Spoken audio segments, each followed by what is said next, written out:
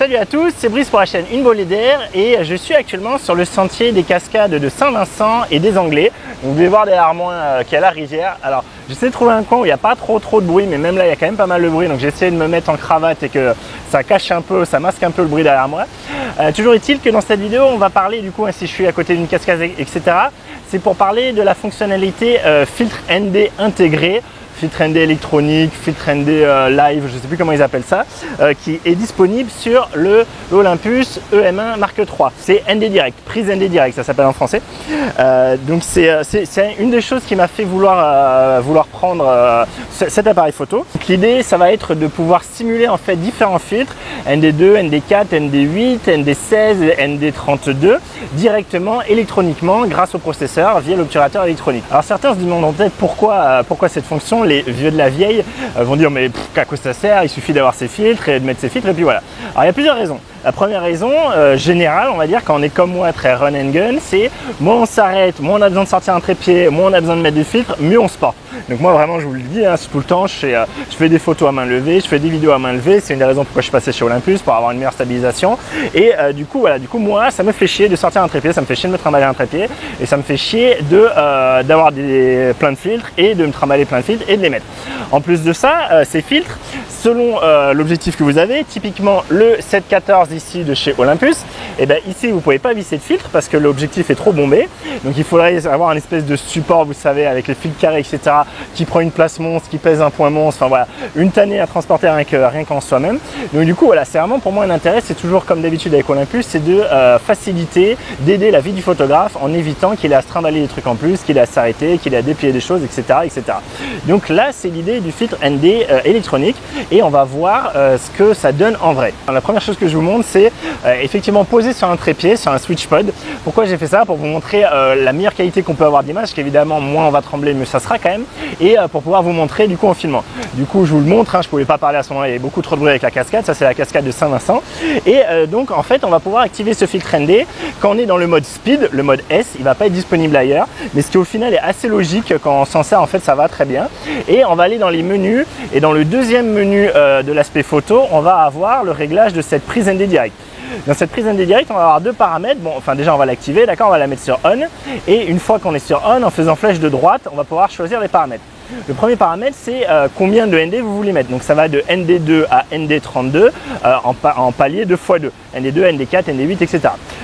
Du coup, quand vous faites cette sélection, ensuite vous avez également l'option d'afficher ou pas en live en fait l'effet que va donner ce filtre ND. Donc ça c'est ce que vous allez voir par la suite. Hein. En fait quand je fais ma mise au point, quand j'appuie sur mon shutter, là l'effet s'en va. Mais à partir du moment où on laisse l'appareil et qu'on n'a pas le doigt sur le shutter, qu'on ne fait pas la mise au point, il montre l'effet et ça nous permet de quantifier l'effet et de se donner une idée de ce qu'on va pouvoir avoir comme effet avec différents filtres, avec ces différents filtres ND, Live ND.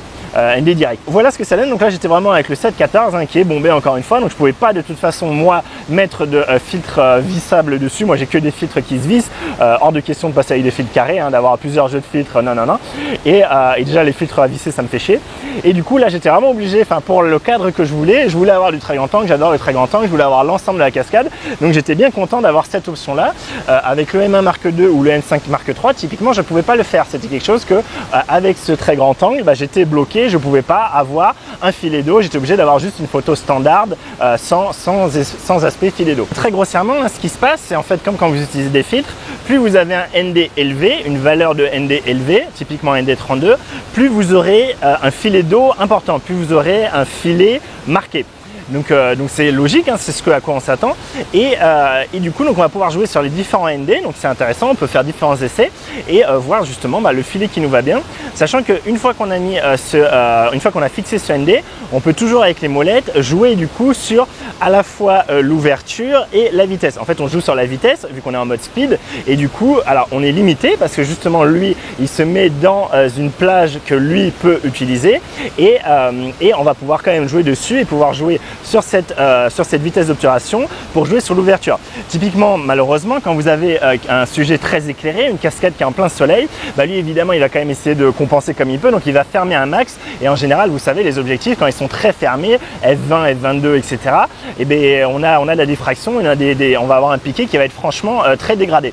Donc du coup, à vous d'essayer de jouer là-dessus. Lui en général, j'ai l'impression quand même que de base automatiquement il essaye de se mettre plutôt sur l'ouverture qui soit pas trop fermée pour éviter justement cet effet de diffraction, mais n'hésitez pas à jouer avec votre balle pour justement essayer de changer ça, de voir le moment qui vous va le mieux, le meilleur compromis entre le filet d'eau et une ouverture pas trop dégueulasse. Et donc qu'est-ce qui va se passer au niveau du changement des ND, au niveau de ce que lui il fait en fait, ce qu'il va faire c'est qu'il va changer la vitesse d'obturation, on est en mode speed en fonction du ND que vous mettez. Donc du coup je vous montre, hein, ici donc je suis en ND2 d'accord, et vous voyez qu'en ND2 ici, je suis à 1/10 de seconde, pardon, j'ai zoomé peut-être, je suis à 1/10 de seconde pour F9, d'accord. Donc ça c'est ce que je vous disais, je pourrais le changer ici, donc je peux passer à 1/8 de seconde F10, 1/6 de seconde F11, etc., etc. Bon là on commence à être dans les endroits de diffraction, donc ça va pas trop m'aller, mais je peux, vous voyez également, là moi je pourrais aller plus bas, si par exemple je sais que moi je préfère être à F5, que j'ai un meilleur piqué, je peux être à 1/30 de seconde, donc ça se ferait bien. Mais là pour l'exemple, pour vous montrer ce qui va se passer, je préfère repasser à 1/10 de seconde. Je me suis raté, voilà, 1/10 de seconde F9. Je vais aller directement au ND, du coup, hop, ici, à droite, je vais aller au ND8, d'accord. ND8, on va voir ce qui se passe. Vous allez voir qu'en fait, ici, il va garder la même ouverture, il a gardé le F9, et par contre, il a changé sa vitesse d'obturation pour avoir le filet d'eau qui va bien. Là, vous voyez que si je touche ma molette, ici, ma molette de changement de vitesse d'obturation, je vais pas pouvoir aller aussi haut que tout à l'heure. Vous voyez, là, je suis à fond, j'ai beau tourner, ici, je suis à 1/8 de seconde, je peux pas aller à 1/30 de seconde comme tout à l'heure. Et de l'autre côté, alors je vous la fais pas toute, hein, mais vous voyez ici, là, il clignote le F22 pour me dire, oh là là, tout va être cramé, ça va pas être bon. Donc du coup, je me remets à ce que j'étais, c'est-à-dire F9, et je vous réillustre ça juste avec le ND32, hein. Ça va être la même chose, mais comme ça, vous verrez. Et ici, en ND32, vous voyez que, hop, je repars. En ND32, je suis toujours à F9. Par contre, du coup, ma pause va être de 1,6 secondes. Donc 1,6 secondes que je vais pouvoir tenir à la main grâce à l'excellente stabilisation du capteur, mais qu'il faudra faire bien attention, évidemment, du coup, de ne pas bouger, il ne faudra pas éternuer à ce moment-là, etc. Et donc, pareil, si je vous montre, là, ici, vous voyez, à la vitesse d'obturation la plus rapide, je peux être qu'à une demi-seconde, d'accord. Je peux plus aller à 1/8 de seconde ou à 1/10 ou à je sais plus 1/30 comme tout à l'heure, d'accord. Donc voilà, donc vous savez tout, ça c'est la façon de fonctionner de l'ND. Évidemment, vous pouvez toujours toucher sur vos EV hein, qui du coup vont changer, vont laisser tranquille la vitesse d'obturation et vont changer du coup l'ouverture, d'accord. Et voilà pour le mode de fonctionnement général. Un truc qui m'embête, un truc que je trouve un peu dommage, c'est qu'on ne peut pas avoir de retardateur. En fait, ici, si j'appuie, vous savez, sur ma touche de sélection d'entraînement, là, ici, vous voyez, je ne peux pas changer. Je suis forcément avec l'obturateur électronique, donc en silence chez lui, et le petit cœur silence. Et je ne peux pas typiquement aller chercher comme si j'étais en mode, là, je passe en mode P. En mode P, du coup, ici, je pourrais aller chercher évidemment le retardateur, d'accord. Par exemple, celui-là. Et bien, en mode S, en ayant l'activation du mode ND direct, et bien, vous voyez qu'ici, je ne peux pas. Donc, je ne peux pas actuellement faire une photo de moi en pause longue, en faisant gaffe évidemment, moi, de ne pas bouger. Moi, c'est des choses que j'ai déjà fait avec ma femme. C'est quelque chose qu'on aime bien. Alors, il faut faire attention de vraiment pas bouger. C'est un peu périlleux, mais c'est rigolo et ça donne des effets très sympas. Je vous affiche une photo. Donc, ça, j'espère qu'ils vont pouvoir l'implémenter, mettre que, en fait, dire ici que, bah, ok, le retardateur qu'on a ailleurs, on peut très bien le mettre pour l'obturateur électronique et il n'y a pas de souci. Donc ça, je trouve ça dommage.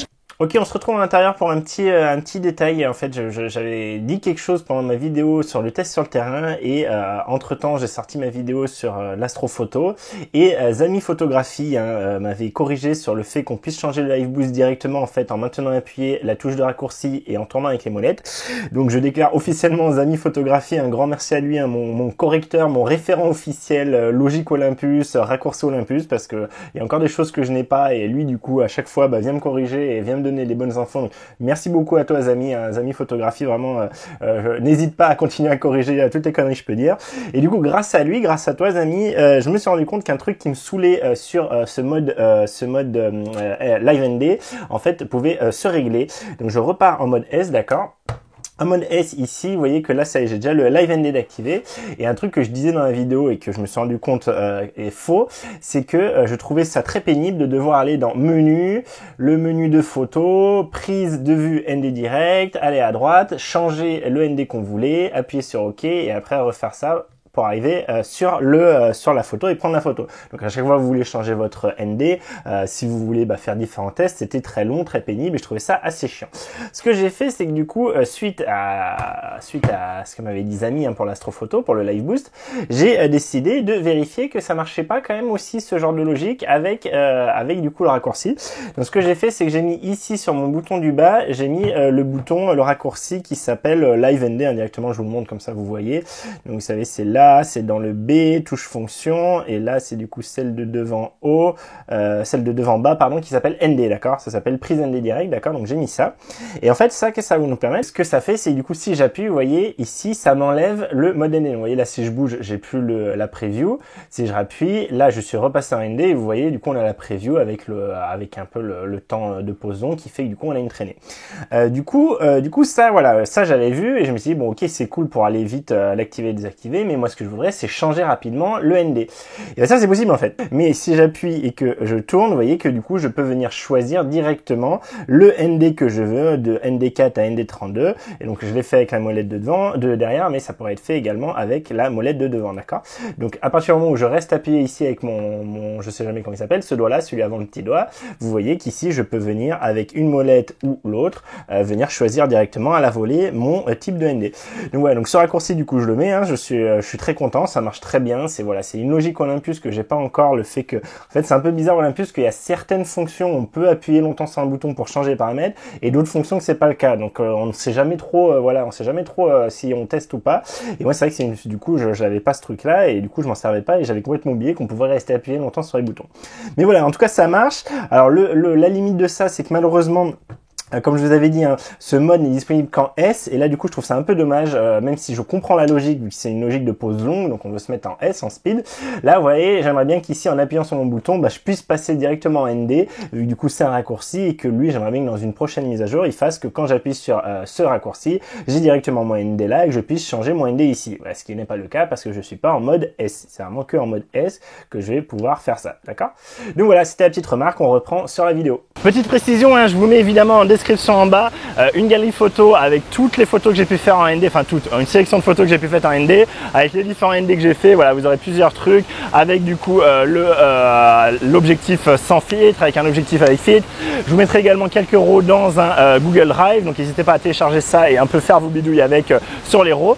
Donc voilà, donc n'hésitez pas à penser à ça, c'est en description en bas de la vidéo. Dans les galeries, je vous mettrai quand c'est à main levée, quand c'est pas à main levée, sachant que donc il y a des endroits, typiquement la grande cascade, la cascade des Anglais, j'aurais de façon pas pu amener un trépied. Alors j'aurais peut-être pu amener un trépied, mais en ayant vraiment le gros stress qui tombe, c'était sur une grande pente, du coup c'était un endroit vraiment un peu au bord avant que ça tombe dans l'eau. Donc pour m'ouvrir l'angle, j'étais obligé de me mettre au bord, et en plus j'étais sur une pente vraiment très importante. Donc du coup typiquement, il y a plein moi d'endroits où de toute façon le trépied j'oserais pas le mettre, et donc avoir ça à main levée, en plus sur du coup un objectif qui ne peut pas accueillir de fil, c'est juste la folie, c'est vraiment c'est game changing, moi je trouve vraiment. Donc très bon. Autre point positif à ce ND intégré, ce ND direct, c'est qu'on va évidemment pouvoir le coupler à un vrai filtre ND, un filtre ND physique. Donc là sur mon 1200, j'ai un pas de vis, c'est du 72 mm, et là par exemple ici dessus je vous le dis, c'est un 64, c'est un Freewell ND 64 polarisant en plus. Du coup c'est cool parce qu'on va pouvoir vraiment combiner les deux, c'est-à-dire qu'on va pouvoir utiliser le ND 64, et comme on ferait en empilant des filtres ND d'habitude, en mettant par exemple un ND 62 sur un ND 64 sur un ND 32, là on va pouvoir le faire également, enfin jusqu'à ND 32 en tout cas, avec le ND intégré ou le M1 Mark III. Et du coup donc ça c'est bien pratique. Et vu que j'avais le ND, justement j'ai fait un test, j'ai comparé ce que j'avais avec le ND 32 direct avec ce que j'avais avec le même temps de pause machin au ND 64. Donc malheureusement c'est pas exactement pareil évidemment, donc c'était juste pour vous montrer, et j'ai l'impression que c'est très similaire, franchement vraiment cette simulation de filtre ND, de filet d'eau grâce au filtre ND marche très bien. J'ai fait ce test d'abord en trépied puis à main levée, donc que ce soit avec le ND ou avec donc le ND 64 seulement ou le ND 32 direct seulement. Et je l'ai fait donc sur trépied et à main levée. Et également ce que j'ai fait, c'est que je me suis amusé à prendre à main levée. Alors cette fois j'étais à main levée mais assis, donc c'est pas pareil qu'être debout, c'est un peu quand même différent. Mais j'ai remarqué que souvent les photos de cascade, moi je les fais assis personnellement, souvent je me cale, c'est sur une pente, sur un gros rocher, des choses comme ça. Donc je trouve que c'est pas aberrant pour parler de ND de faire ça. Et donc j'ai mis les deux ensemble, le ND32, le ND64 physique ici avec du coup le ND32 direct de l'appareil photo, et j'ai regardé ce que ça pouvait donner et j'ai essayé de pousser le vis, donc essayer d'avoir le maximum de filets d'eau en augmentant mes temps de pause, augmentant mes temps de pause, augmentant mes temps de pause. Et alors c'est sur le petit écran, de toute façon je vais vous l'afficher, vous pourrez juger, ça sera dans la galerie, vous pourrez juger. J'ai l'impression jusqu'à 10 secondes, une pause de 10 secondes, et en fait c'est un peu plus vu qu'il y a le ND32 direct en même temps, donc en fait c'est un peu plus que 10 secondes. En prenant sa respiration, en essayant de pas respirer, etc., en faisant de l'apnée, j'ai l'impression que jusqu'à 10 secondes ça passe très très bien. 15 secondes c'est plus délicat, j'ai vu que c'était un peu moins net au niveau des rochers où je faisais la mise au point. J'ai essayé 2 fois, la deuxième fois en prenant vraiment ma respiration, en faisant vraiment du coup une apnée, et voilà, c'était trop clairement. Là je pense j'étais à 20 secondes, 25 secondes à devoir le tenir complètement immobile, et au bout d'un moment la main est fatigue et ça marche pas. Mais donc voilà, d'ailleurs en parlant de main qui fatigue, c'est le cas là. Donc franchement très très agréablement surpris, enfin voilà, ça marche super bien, et le fait de combiner les deux fonctionne très bien aussi. Quand on a un objectif qui accepte pas de filtre, ben, le ND direct, ben, ça permet de faire des filets d'eau, et si on a un filtre à côté, on va pouvoir pousser beaucoup plus loin l'aspect filet d'eau, et ce même à main levée grâce à des temps de pause allant jusqu'à 10 secondes, j'ai l'impression, mettons 8 secondes, 5 secondes sans problème. Donc voilà, vous imaginez, c'est quand même, ça ouvre les champs des possibles, tout ça sans avoir besoin de sortir un trépied, voilà, en ayant juste l'appareil photo en main, en ayant près de la cascade. Voilà, moi je trouve ça dingue, c'est vraiment super. Et je voulais revenir quand même là pour avoir fait le test avec justement cette combinaison du ND variable, du ND direct pardon, avec mon filtre ND physique. C'est vraiment excellent d'avoir cette prévisualisation qui nous permet de donner une idée de ce qu'on va avoir, et c'est excellent que quand on appuie pour faire la mise au point, on revienne à une vision normale, ce qui nous permet vraiment de faire notre cadrage qu'on veut. Donc moi typiquement j'appuyais sur la mise au point pour faire le cadrage que je voulais, après je relâchais, je voyais ce que ça donnait, je changeais un peu mes molettes de temps de pause pour voir ce que je voulais avoir, je réappuyais pour vérifier que j'avais bien mon cadre, et boum, je déclenchais. Donc ça marche très bien, ça c'est très bien vu pour une fois, directement très bien implémenté de la part d'Olympus, c'est logique, ça marche bien, il n'y a pas de feinte, et franchement c'est génial à ce niveau-là, on n'a pas de feinte et on sait que la photo qu'on va prendre, quand on prend la photo, on sait ce qu'on va avoir, et ce qu'on a c'est bien ce qu'on pensait avoir. Donc c'est nickel, bravo Olympus à ce niveau-là, pas bravo pour d'autres trucs. Je voulais prendre, donc j'étais en train de faire des photos avec le ND direct, donc très bien, j'étais donc avec le mode S et ce ND direct, et c'était en fait sur la passerelle, le pont suspendu qu'il y a au niveau de la cascade de Saint-Vincent, et du coup il y avait mon chien, et mon chien n'aime pas ça évidemment parce que ça bouge, etc., donc il la traverse très doucement, très précautionneusement, donc ça me fait beaucoup rire.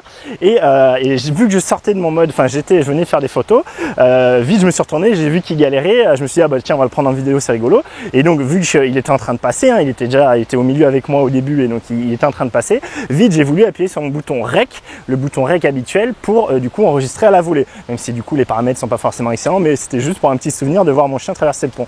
Et bien la vidéo s'est pas déclenchée.